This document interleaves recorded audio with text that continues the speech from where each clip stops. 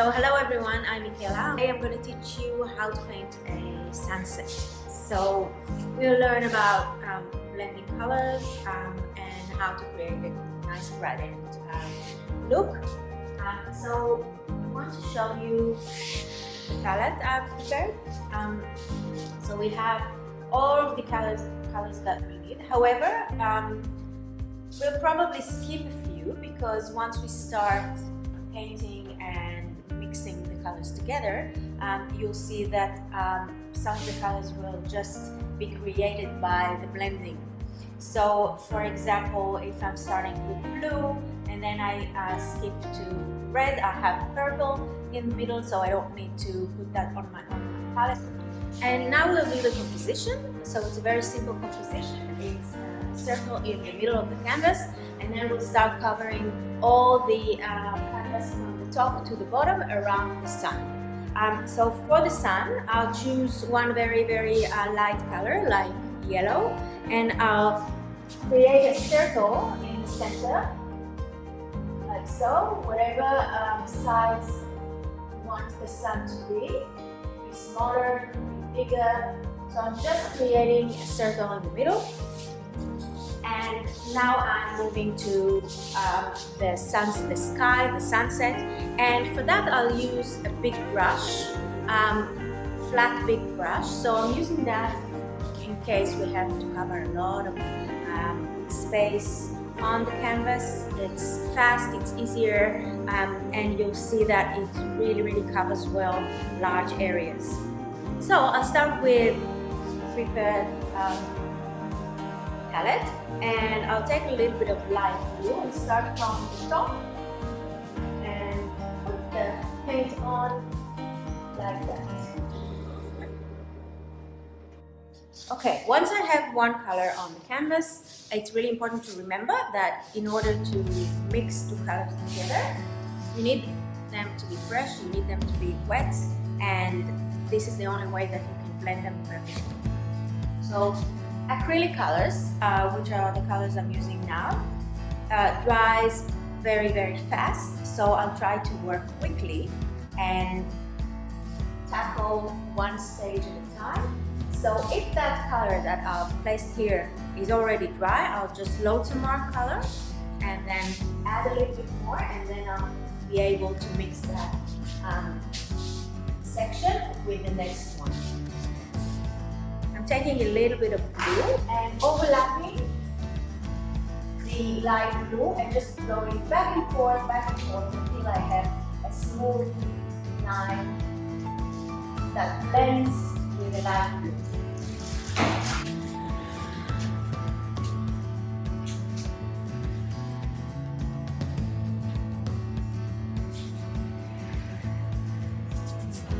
And as you can see, now I have a very smooth passage between those two colors, and that's because I was quick to act and chose two colors that blend really well together. Now for this process, you don't need to wash the brush because we'll gradually use colors that mix well together. Therefore, I don't need to clean my brush because they'll be mixing harmoniously anyways. The next color will be, I'm just skipping the pink, will be red, and you'll see it will create purple color. If you want to suspend one section and you want more blue, for example, you can just reload and add a little bit more blue.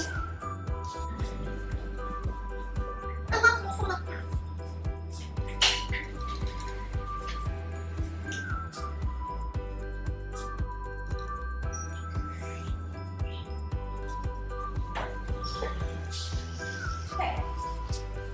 Now I'm switching to red, loading some red on my brush, and just like I did with the light blue, I'm overlapping a little bit, so half my brush is touching the blue paint and half of it is on the dead white canvas, and I'm doing the same process, just back and forth with the red, and as you can see, it mixes beautifully and creates purple.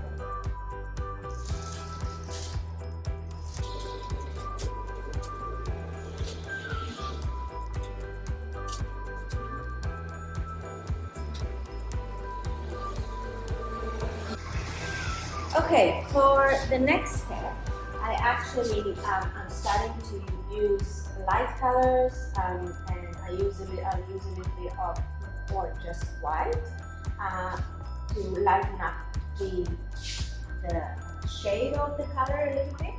And at some point, I'll have to start using the orange colors. So because the orange contains yellow, and yellow, if I'll mix yellow with purple, it'll come brownish and it will kind of ruin the colorful brightness of this radiant look. I'll wash the brush when I do that, but for now, we're just going to create a lighter layer with either pink or white. So I can use both. I have a little bit of pink there.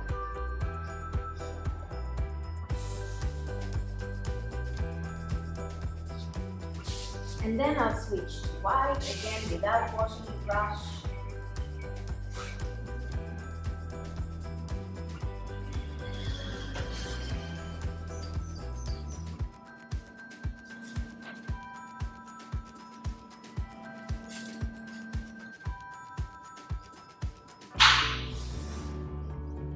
Another important thing to remember is when I'm mixing two colors together, I need to use as little paint as possible to a smooth look like this.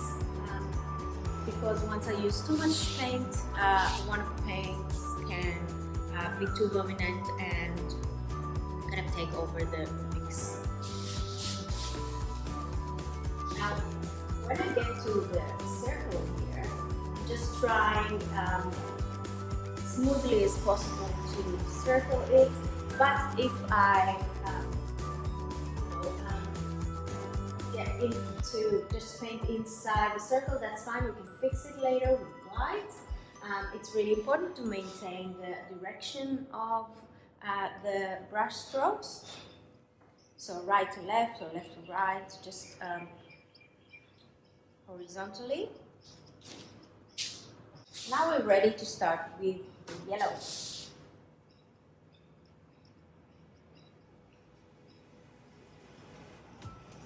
So at this point I'm washing my brush because it might have some blue in it and I don't want any green in my sunset.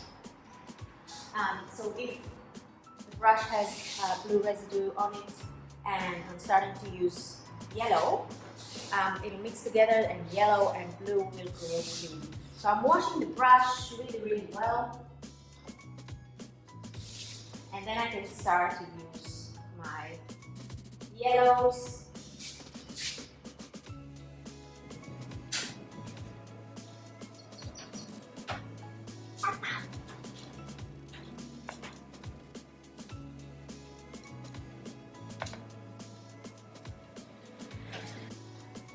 And then quickly switch to either the orange or the warm yellow.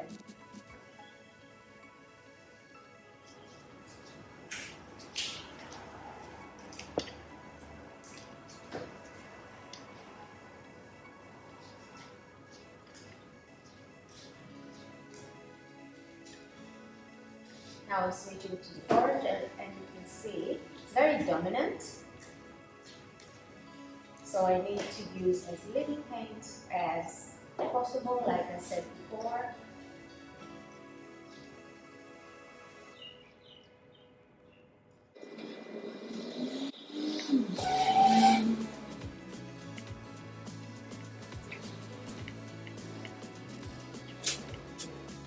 And now with the orange, I can actually create another gradient.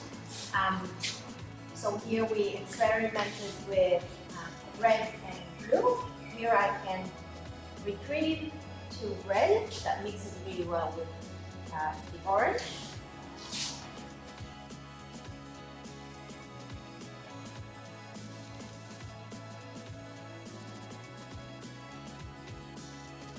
And here I have a little bit of difficulty to mix them And so I asked myself, why do I have a problem mixing it really smoothly? And the reason is that the orange dried out very fast, so I can just load some orange and do that again here where the two colors meet, and then I can recreate this smooth gradient.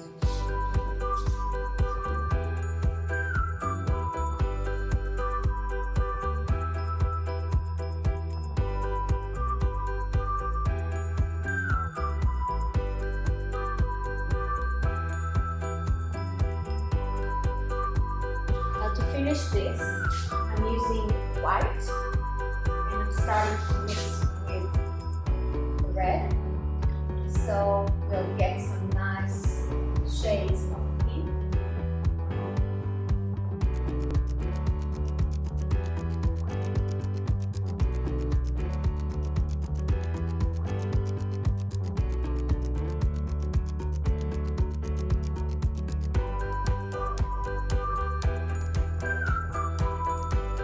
Every time I load some more white, it will become lighter and lighter until I reach the bottom of the canvas, and then I can start fixing the circle with white.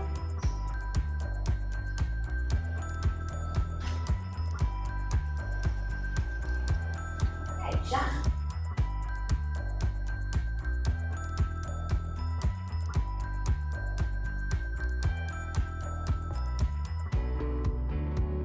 So to fix this circle, I'm using this brush or any other thinner brush. I can do something before I start covering it with white. I can clean the edges with just a little bit of clean water. So just a little bit of water on the brush, and then if you start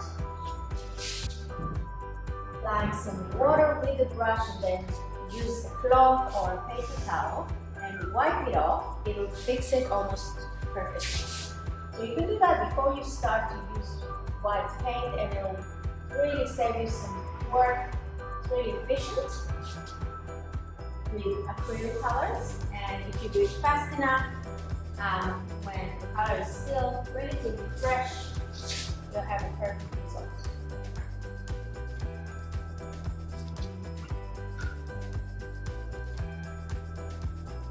Okay, so as you can see, it's almost perfect. I can fix now the edges if I want to.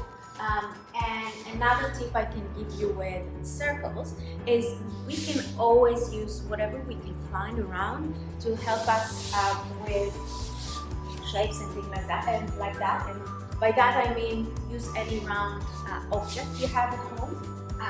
If you're using round palette like this one, you can use it to create a perfect circle at the beginning of the process, or anything else you can get your hands on. So always think outside the box and what I can get to help you with my painting.